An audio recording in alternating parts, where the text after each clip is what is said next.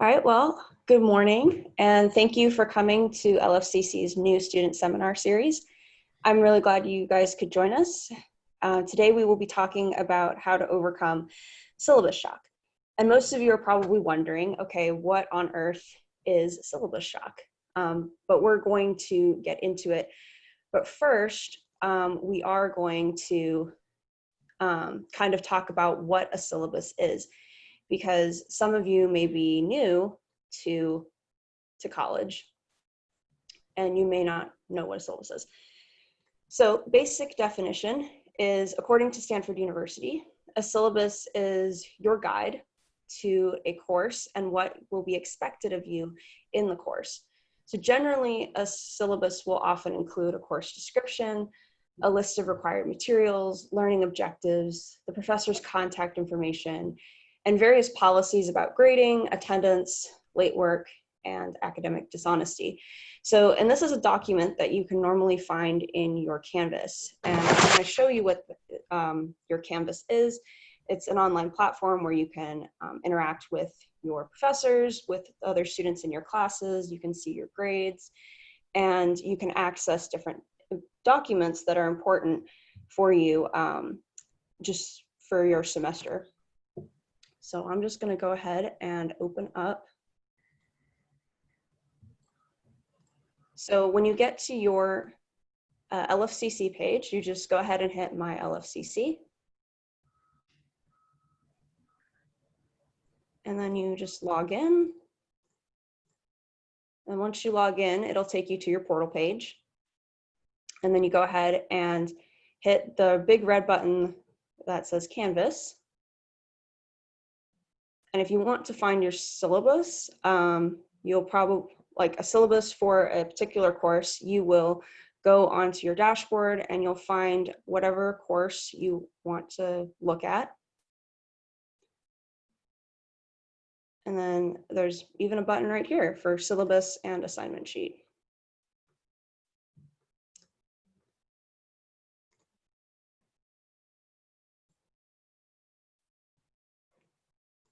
So I'm just going to go ahead and open that up. Okay, that is the assignment chart, but I will see if I can get the syllabus up and going as well. All right, so this is basically what a syllabus looks like. Is you will have your course, the name of your class, you'll have your professor's contact information, and a little bit maybe about your professor and the class itself. You'll have some learning outcomes on what you're going to actually get out of the class, the topics that you'll cover, and some different ways that you are going to be graded throughout the course. And then towards the end, you'll have some various policies about class participation, emailing, assignment submissions, late assignments, possibly dress code, add drop withdrawal policy, and maybe some other policies about academic dishonesty. And here at the very end of your syllabus, usually you will have what is called an assignment sheet or an assignment chart. And these are incredibly helpful for your semester and as you get into organizing what your semester is going to look like. Because basically it tells you the week, the assignments that are required for you throughout the week, and it tells you like when it's due and how much everything is worth. So, and this is going to be very beneficial to how you're going to want to organize your semester. So now that we kind of have looked at a syllabus, we're now going to, sorry about that, we're going to talk about syllabus shock. So what is it? And if I was to describe syllabus shock in a picture, this is what I would use. So you have before reading your syllabus and then after reading your syllabus. And basically how I describe syllabus shock is it's the overwhelming feeling of anxiety or inadequacy when you realize how much you actually have to do in a semester of college. So we just looked at one syllabus, but more than likely, most students will take about 3 or 4 different classes in a semester, and you'll have about 3 or 4 of those syllabuses that you're looking at and those assignment charts, and then you're going to start to realize my biology assignment is due the same day as my big English paper, and that's the same week as my psych test, and you'll start to see all these assignments kind of piling up and coming together, and you'll realize I have a lot to do, and I feel like I don't have the ability to really do all of this because it is a lot. But we're going to talk about different ways to kind of cope with syllabus shock. So the first thing is make sure you take a deep breath. Realize that you don't have to get all of it done right now or as soon as possible. Sometimes it helps to take a moment to step away from the syllabus, to call up a friend, talk to them, do something that relaxes you so that you can get into a positive mindset. It's important that you befriend your syllabus and you realize that your syllabus is actually a guide. It helps you realize what is coming, and it actually is a tool that will help you plan out your semester. And also something to keep in mind is that challenges will help you grow as a person. And college is, I usually like to call college the pressure cooker. It really will bring everything, it just becomes very, very intense, and a lot is required of you, and you have to grow as a person. But those challenges are going to help you grow in perseverance and in diligence and in discipline, and those are all really good qualities that a mature person has. And then the last thing for a coping strategy is you want to divide and conquer. And organization is key for this. So we're going to talk about different organizational strategies for the remainder of this presentation. And we're going to start by looking just at kind of the larger picture of our semester. So in a semester, or at least the fall semester, we have about five months that we're looking at. And so what you want to do is you want to gather up all of your syllabi at the beginning of the semester. You want to look at all those assignment charts, and you want to pencil in where the big assignments are due. Not every single little tiny assignment, but the big assignments like your midterms, your essays, your tests, your big projects, and you want to kind of pencil them out onto a broader calendar so you can kind of get a rough sketch of how your semester is going to go. And then what you want to do is you want to write these down on a physical or virtual calendar. Pick which one works best for you. Whether that is you are like me and you like to write everything down on a physical calendar or an agenda, or if you like to use Google Calendars, or you like to have some sort of app that reminds you on your phone when certain things are due. The point is that you put this calendar where it's going to be seen often, it's going to be viewed often, and it's going to remind you what is coming up. So this is an academic calendar for this next upcoming fall semester. So, and this can be found online at the LFCC website. And I just want to kind of highlight some of these things. So it kind of shows you when the semester starts, which is probably somewhere around here. And it shows you when there's like some holidays or when there's like this, the campus is closed. And it shows you, when your finals week is and when, the end of the semester is. And this can be also very helpful in knowing what your semester is going to look like. And sometimes maybe you just print out something kind of like this, and so you have all the months kind of together, and then you can see, okay, I have a big assignment due here, I have a couple that are due in September, and then I have like a ton of them due in October, so that's going to be a busy month. And then maybe I have a project before Thanksgiving, and maybe something when I get back. And then, maybe there's another big one here. right before finals.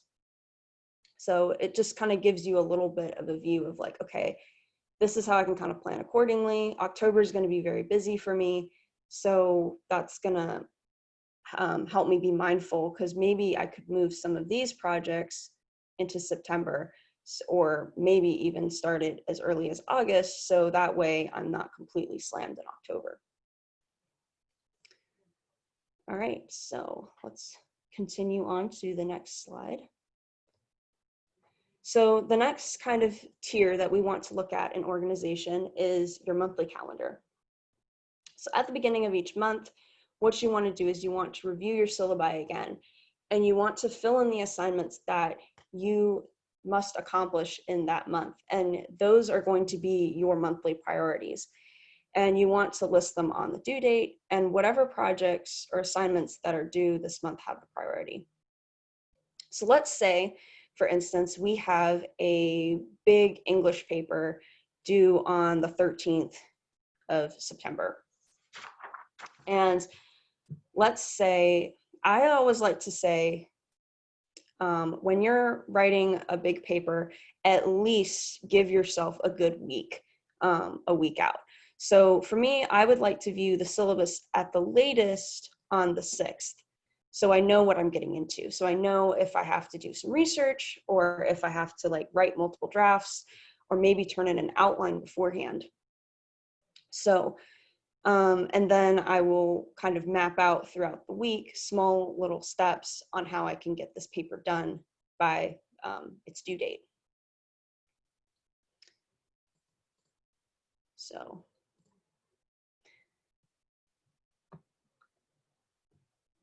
All right, so the next thing that you want to look at is your weekly calendar. You want to make a list of what is due this week, and these are your priorities, so you get to decide what to do. So I would use a format very similar to this, and this was a lifesaver for me when I was in college. So what I would do at the beginning of each week, whether it was Sunday or Monday, I would write down all my assignment, all the things that I had to do in the week. And then I would decide, where I wanted to put them. Maybe I would put one thing on Monday, I'd put this thing on Thursday, and I'd put this other thing on Wednesday, and then maybe this last one on Friday. And I would prioritize them by due date. Depending on when they were due, I would do them. So, and this is really important because it helps ground you in the short-term present. I would not allow myself to plan extensively too much, like more than a week or two out. Because if I did that, then I would fall into syllabus shock again. I'd be like, oh my goodness, I have all these things I need to do in the 3 weeks, and I don't know how I'm going to get all of those things done. But something like this kind of helps you plan your week out. And so you know when you're doing those certain things, and you already have those designated time slots for those assignments. So you're not going, well, should I read my chapters for my psychology class, or should I, write that paper for my biology or whatever? You already know what you're doing each of those days. So, and that can be very, very helpful. And then lastly, there is the daily calendar. And this is also a huge lifesaver. Something that I like to ask is, anything due today or is it due tomorrow? As the saying goes, if it's due today, do it today. And if it's due tomorrow, do it today. And remember that you're only going to have, that you have more responsibilities than just school. You're going to only do about 3 things of importance in a day. And, that's okay. But you just have to choose wisely, and you have to prioritize. And I'm going to kind of illustrate this notion. So that paper that was due on the 13th. So let's say it's like Wednesday, it's, that Wednesday of that week.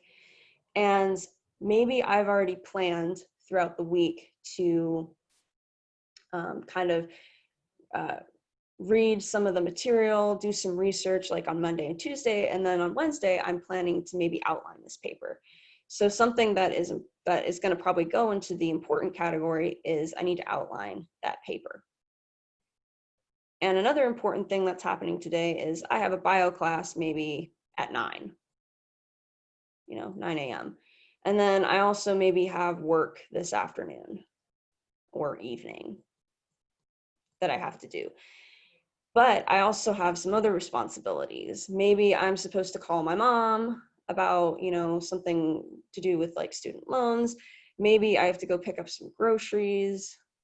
And then maybe I'm meeting some friends for lunch and an afternoon game of volleyball. So all of these, so when, everything kind of stacks up, you realize, okay, I only have about maybe a few hours in the day to devote to my school and my education. And so I need to choose what one or two things that I'm going to do that day. And, if that one or two thing is done that one day, then that's good. That's an accomplishment. When we get into trouble when we try to accomplish too much, when we say, okay, I have like 5 or 6 things that I want to get done today, but then, life happens and you only get the one thing done, and then you feel like a failure. But what I would suggest is that you kind of switch that. You only allow yourself to do like 1 or 2 things. And when those things are done, then it's like, okay, I've done those 2 things.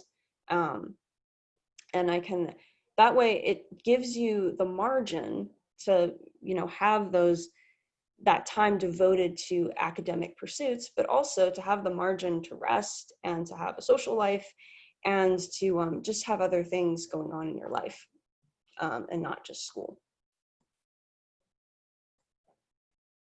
So just some final tips. Make sure you prioritize by due date and assignment points. Pick one day of the week to map out next week or 2. So for me, it was Sunday or Monday. I would sit down intentionally with my weekly little calendar and I would write down what assignments I had due that week. And keep your agendas and calendars where you can see them and where you review them often. Again, this is just very, very important, because if it's important to know what works for you, because don't go out and buy a physical calendar if you're never going to look at it. If it's just going to go inside your desk and, collect dust bunnies, then that's not going to help you. So decide whether or not you want to use a physical calendar or you want to use a virtual calendar or whatever works for you. But the point is that you see these things often and you know what's coming.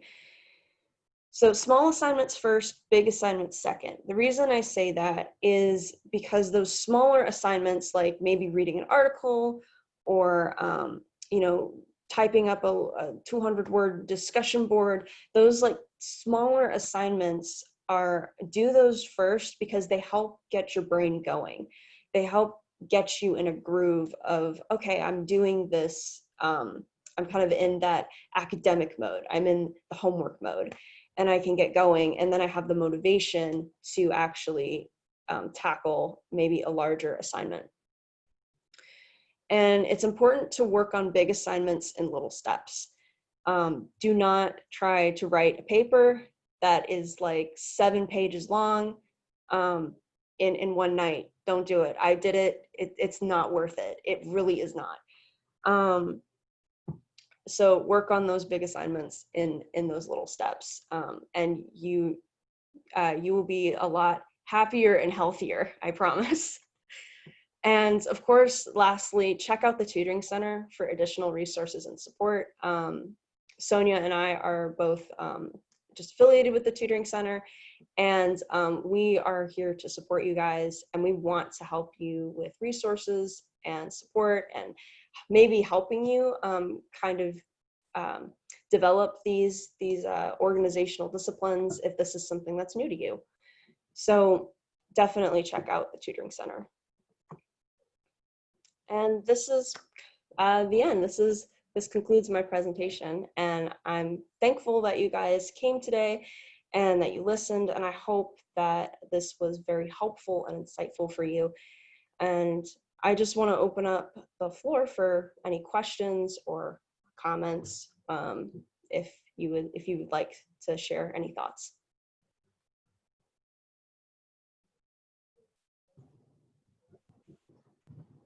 I don't have any questions in the chat right this second, but we'll give everybody just a second. Okay.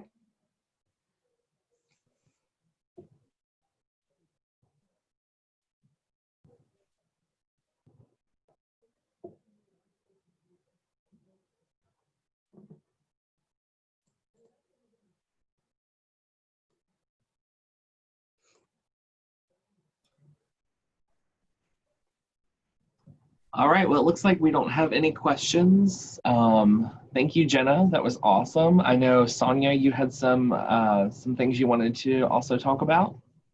I do, absolutely. So thank you, Jenna. I really enjoyed that presentation, and I just would echo everything that you said about the importance of planning, being able to prioritize and know what your limitations are. Overextending yourself and planning to do too much ends up in, you know, we're like little bunnies when we're scared and when we're panicked. We just think if we sit still and do nothing, then then everything's going to be okay. And that leads to problems when you have due dates and when you have things that are you know, that you're responsible for. So I want to take just a few minutes. As Jenna said, she is one of our tutors. We have a pretty large group of tutors, including tutors that work from the Middletown campus and also the Fauquier campus. Because of COVID-19 and the way that we're doing business now, our campus tutors are working via Zoom, just like we're doing now. So it's a wonderful way to connect with a tutor. You have the opportunity to see and hear.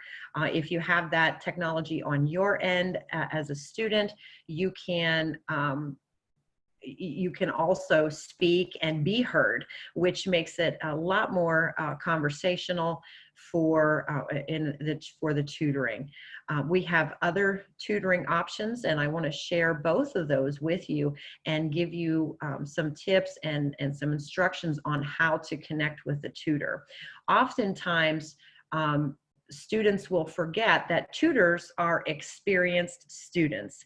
And aside from maybe being really good at math or being able to write a fantastic paper or proofread a paper, the tutors that work for us are successful students. So they have already mastered the art of planning, of prioritizing, and they have so much knowledge to share in that area. So I want to be sure that everyone understands that asking for a tutor or asking for academic support can be with time management. It can be with planning. It can be in navigating the Canvas to find your syllabus and your assignments and all of those things.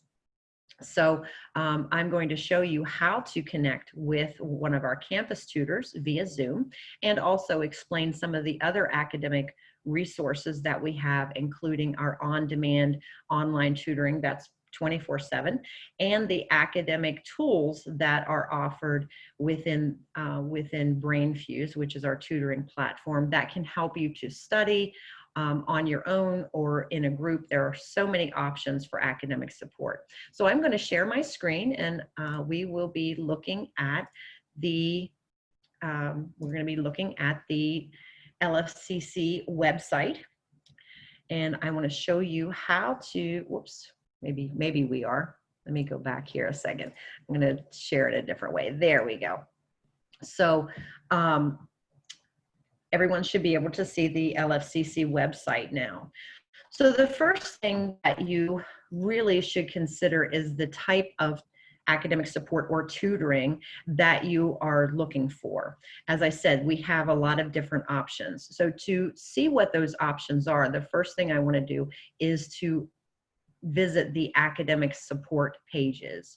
If you forget what the term is that you should or navigate to, if you just type in tutoring and search for that, it will take you to our academic support. Okay, so within the pages of academic support, you can see again that we have traditional tutoring, which is really not so traditional right now. Traditionally, we would have our tutors scheduled at various days and times throughout the week in our tutoring centers at either Middletown or Fauquier campuses. But as I said, right now, we are doing everything via Zoom. We're going to get back there, hopefully sooner rather than later, and we will be offering the face-to-face tutoring again at the campuses. But for now, let's look at how a student can go about requesting a Zoom session with a traditional tutor. So the instructions are very clear and laid out on several of the pages here with within the academic support pages. I'm going to go ahead and navigate to traditional tutoring, where the full instructions are again listed out here. And instead of reading through those, I want to kind of demonstrate for you how to go about this. So the first thing you want to do is find a tutor that either covers the subject that you need help with, or if it's a tutor, if it's time management, prioritizing, planning, any of the tutors can assist you with that. And you would just need to find someone that's available the days and times that you're available to work with them. So you would just scroll down through the list of tutors, and you can see there are quite a lot of them, from mathematics, writing, there's Jenna, and accounting, dentistry. We try to cover a very large variety of classes, but we also focus on those classes that that students generally need the most help with.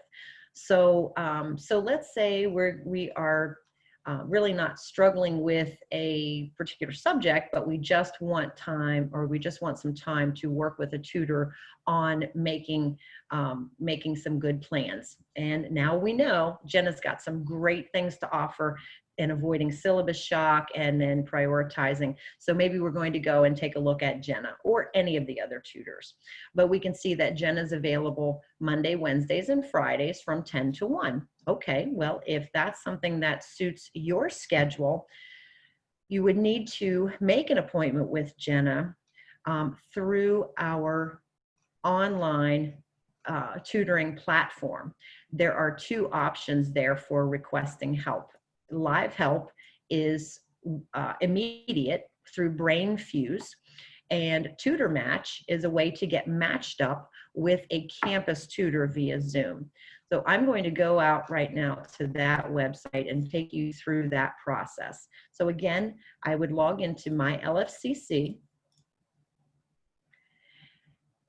and from the same portal where Jenna showed you how to access your Canvas or your learning platform, I'm going to go to the icon BrainFuse. When I get to BrainFuse, I'm going to see that there are options right there. So again, live help is for requesting help immediately with a BrainFuse tutor. Now, BrainFuse is our tutoring provider, but they have their own group of tutors, many tutors. As a matter of fact, they cover every single subject that Lord Fairfax offers. So lots of options there. But we're going to look at Tutor Match first, so that we know that we are looking for Jenna, and then we're looking for a Monday, Wednesday, or Friday morning to meet with her. So I would select the topic that, or the area that she's listed with, which is English, and then really choosing any of these, but we can choose English 111, which is one of the most popular English classes, and click on Schedule. So now I can see that there are lots and lots of options here for tutoring sessions that are available.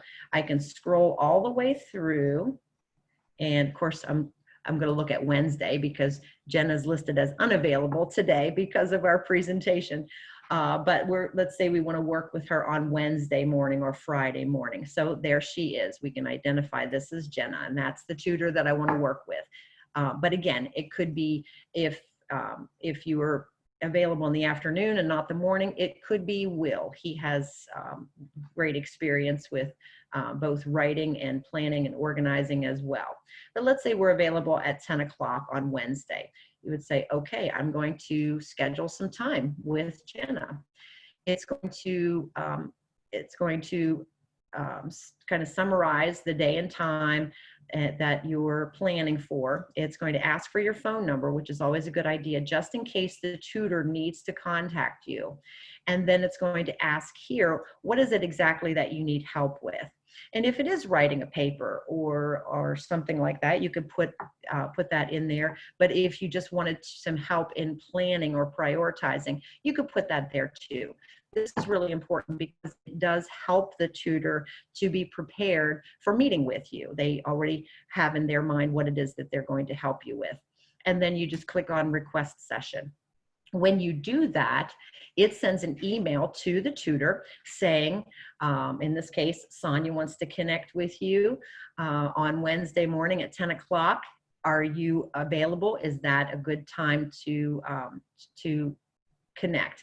And if it's listed there, it should be, because as soon as a tutor is scheduled with another person, that time slot will disappear. So whatever you see there is up to the minute availability for the tutor. So you just click book the appointment, okay, and the email is sent. Now, when Jenna or the other tutors would receive an email, they have the opportunity to then click a button that says, okay, I'm confirming this. And the email would come, and an email would be sent back to you saying, yes, I am confirmed for Wednesday morning at 10 o'clock. Okay, so now you have scheduled your meeting with Jenna. You're going to write on your daily or weekly planner. That's going to become one of those priority items that you have a tutoring session. The email will also remind you that you're confirmed for that day and time. On Wednesday morning, when you get up and you're getting ready for your meeting, you would just go back to that traditional tutoring page from the Lord Fairfax website. Go back to whichever tutor you chose. In this case, it was Jenna. And then you're going to click on this Zoom meeting link. When you do that, it's going to pop you directly into a Zoom meeting, just like we're having now with Jenna. She would be there waiting for you on that day and time. So it's very, very simple to do that. If you needed to cancel or reschedule, it's also very simple. You could do that directly from the email that you received confirming your initial appointment. So it's really that simple. If you if you just had a question for a tutor, if you wanted their input on something that they could respond to you easily through an email, all of the tutors' emails are listed here as well. Don't hesitate to email the tutor and ask them for some pearls of wisdom in either the subject area or just in general being a successful student. If it's something that the tutor cannot answer in an email, they'll let you know and they'll recommend that you schedule a day and time to meet with them. So that's our traditional tutoring right now via Zoom. If you find as you scroll through that there just isn't a tutor that covers a subject that you want to discuss, or maybe even though we have a wide range of availability, maybe your time for homework is 2 a.m. because you're a night owl, or maybe you have other, maybe your work schedule or whatever the case may be. Maybe that's the time that you would be seeking academic support. That's okay too, because we have that on-demand online tutoring with BrainFuse. And as I said, that's 24/7. So for BrainFuse, it's very, very simple. I'm going to go back to the home screen here. So when you go to BrainFuse, you'll open up this page, whoops, the homepage of BrainFuse, and you can go to Live Help. So if it's 2 a.m. and you're struggling with a math problem and you just need help right away, just come into BrainFuse, choose your subject. Let's say you're working on an algebra problem, and click on Connect. You would be immediately then placed into a chat room with a BrainFuse tutor. Now, you would have to type your questions and read the responses from the tutor, but they also have the ability to share a screen with you, to share other resources. They can draw, they can write out problems. So it's a great way to get tutoring. It's just not as much of a conversation, and you wouldn't be able to see that tutor's face. You would only see the whiteboard or whatever resources the tutor is sharing with you. But I would encourage you to just request help if you need it. At the first sign that maybe you are not understanding, reach out. Everybody in the world needs help. There's no one that's completely independent and able to do everything all the time. And college is about learning, and all of these folks, whether it's a BrainFuse tutor or one of our academic support folks at the campus, our campus tutors, they're all provided for you absolutely free of charge to help you with that and to help you master not just your subject area, but master those things that a successful student already knows about, and that is planning and prioritizing. I promised to show you some other resources that you have available to you, in addition to either Live Help or Zoom tutoring with our campus tutors. By the way, when we do return to campus, you would still schedule a meeting with a tutor so that they know you're coming to the campus, either at Fauquier or at Middletown, and give them the information about what you're struggling with so that they're more prepared to help you face-to-face. The same kind of rules or requests apply there. But you do also have the ability to use BrainFuse's writing lab. Our campus tutors that are specialists in English and writing are happy to review papers for you as well. You can just email them, attach it in the email, and send it off to them with your request saying, can you look at my grammar? Can you check my spelling? They're happy to help you in that way. But the BrainFuse also has the writing lab where you can submit a paper.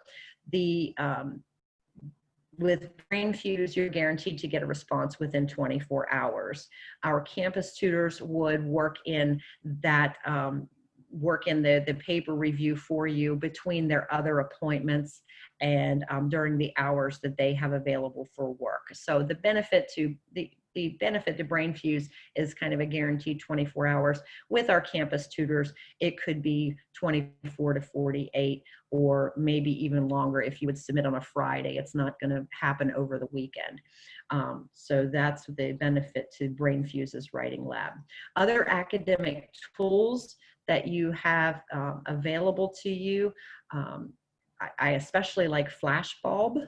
Flashbulb is really cool because you can choose to either review flashcards that someone else has created, or you can make your own flashcards so that you can, on your own time, you can quiz yourself and work with that. There are hundreds and hundreds of different options here for selecting a set of flashcards. So you can you would look at the question and the answer. It's pretty simple to use. There are also other ways, matching games. So lots of ways to learn through kind of entertaining and interesting games. So that is available to you as well. So altogether, many different options for getting academic support.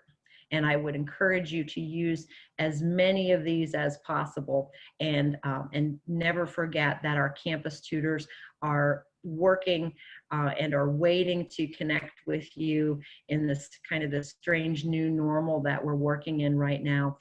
So please connect with them via Zoom and benefit from all that they can teach you and that all that they already know about being a successful student.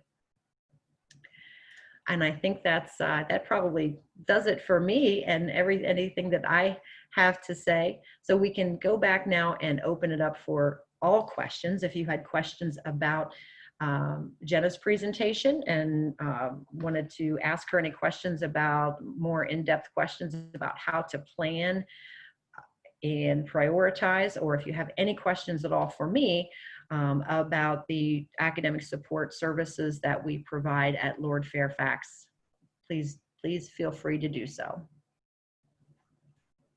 So if you want to utilize the chat option for your questions, I'll give you a couple minutes to do that. But while we're waiting for any questions you guys have, I do want to say thank you to Jenna and Sonia for joining us today. It was an awesome presentation. I think it's very vital, and especially for our new students, to have all this information at their fingertips. I am also going to share my screen really fast. For anybody attending today, you can submit an entry form for an iPad, AirPods, or a Nintendo Switch for attending today's session. So just make sure that you go to this URL here on the screen, submit it today. And then if you have any questions, make sure that you take the time to type them in, or if you can join via chat, go ahead and do that. We'll take a couple minutes if you have questions, and then we will end the session.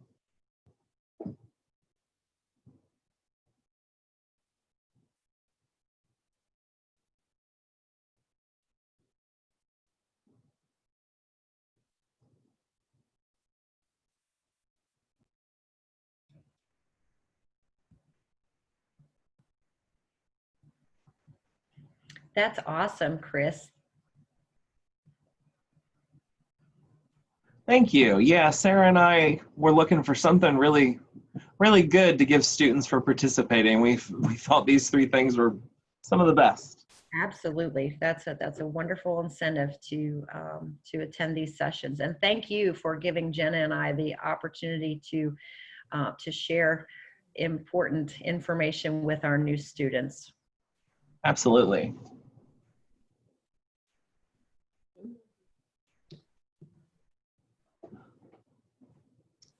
Well, I'm just thankful that everybody came today, and I'm just hopeful that this information was really helpful and insightful for you guys.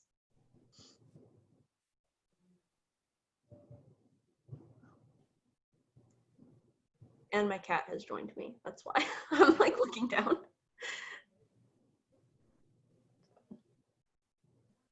All right, well, I don't see any questions in the chat. If you do have questions, make sure that you contact Jenna or Sonia. Their emails are on our website. And then you know how to get in touch with Jenna to schedule sessions for tutoring. Yep, and Libby says thank you. Yeah, so I think we're good today. Thank you both very much, and thank you to all of our students for joining us. Have a great day, everybody. Bye.